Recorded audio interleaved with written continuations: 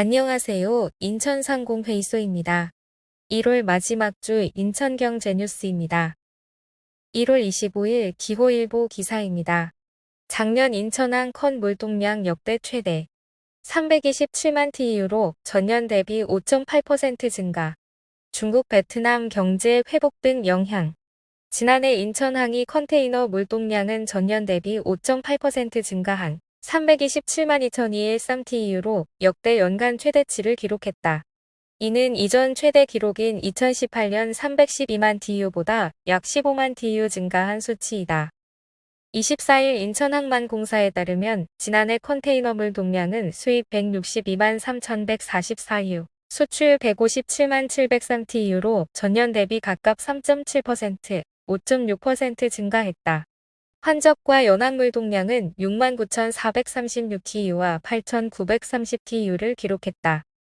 1월 26일 경인일보 기사입니다. 인천에 국내 첫 대용량 수소충전소 세운다. 인천시 국토부 10톤급 수소화물차 위한시설 아암물류단지의 현내 건설. 항만을 끼고 있는 인천에 국내에서 처음으로 10톤급 대형 수소 화물차 도입을 위한 대용량 수소충전소가 들어선다. 문재인 정부의 수소경제 로드맵에 따른 관련 인프라가 인천에 속속 구축되고 있다. 국토교통부는 올해 대용량 수소충전소 구축 시행 사업 자치단체로 인천시와 울산시를 선정했다고 25일 밝혔다. 1월 26일 인천일보 기사입니다. 바이오 공정 인력양성센터 건립 첫걸음. 인천시 개념 설계 용역 입찰 공고. GMP 기반 시설 배치 동선 구상. 올 연말 건축 용역 2023년 완공. 아시아 최초로 정부가 주도하는 바이오 인재 양성기관인 바이오 공정 인력양성센터가 설계 착수로 첫 발을 뗀다. 인천시는 송도국제도시에 들어설 센터 설계 용역을 올해 안에 마무리하고 건립을 본격화한다. 인천시는 바이오 공정 인력양성센터 건립 개념 설계 용역을 입찰 공고했다고 25일 밝혔다. 용역비는 1억 5천만 원으로 과업기간은 11개월이다. 1월 26일 중부일보 기사입니다. 인천시 화이트 바이오 산업 육성 추진한다.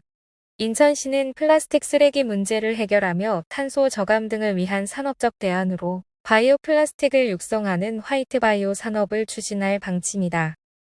15일 시에 따르면 산업통상자원부는 조만간 화이트 바이오 산업을 육성하는 방안을 수립하는 것에 대해 전국 지방자치단체에 공모사업을 진행할 예정이다. 화이트 바이오 산업은 기존 화학산업의 소재를 식물 등 재생 가능한 자원을 이용하거나 미생물, 효소 등을 활용해 바이오 기반으로 대체하는 산업이다.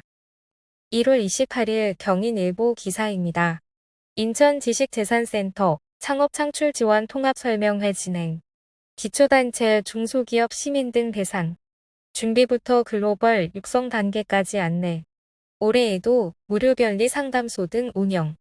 인천상공회의소 인천지식재산센터는 27일 2021년도 지식재산 창업, 창출 지원 사업 통합설명회를 비대면 방식으로 개최했다.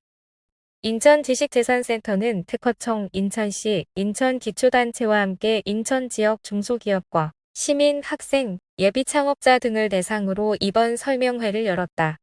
아이디어를 기반으로 한 창업 준비 단계부터 지식재산을 기반으로 한 글로벌 육성 단계까지 각 단계에 맞는 지원 사업을 안내했다.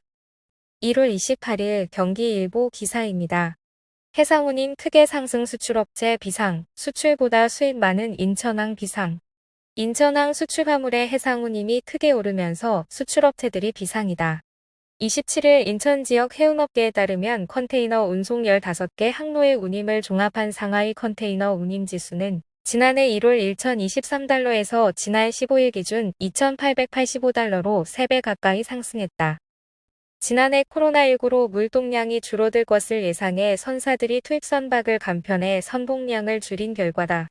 이 상황에서 인천항은 지난해 물동량이 역대 최대치를 기록하는 등 오히려 늘어나 화주 등 수출업체들이 화물을 실을 수 있는 선박 구하기가 어려워지고 있다. 더욱이 인천항으로 들어오는 컨테이너 수입 물량보다 수출 물량이 적어 선사들이 인천항 이용을 기피하고 있는 상황이다. 1월 29일 기호일보 기사입니다. 영종, 신도 평화도로 서해평화 디딤돌 기대. 인천 영종에서 신도를 연결하는 영종신도 평화도로가 드디어 첫 삽을 떴다. 옹진군 주민들의 소관 사업이기도 한 영종신도 평화도로는 다리를 연결하고 길을 만들어 통행에 불편했던 주민들의 교통 편의를 향상시키는 것뿐 아니라 장기적으로는 서해 평화에 기여하는 디딤돌이라는 점에서 매우 의미가 크다. 교통 편의만 보더라도 시가 총 사업비 1,245억 원을 투입해 2025년 12월 완공하면 그동안 배로만 오갈 수 있었던 영종도와 북부면 신도리에는 통연장 4km의 왕복 2차선 도로가 놓이게 된다.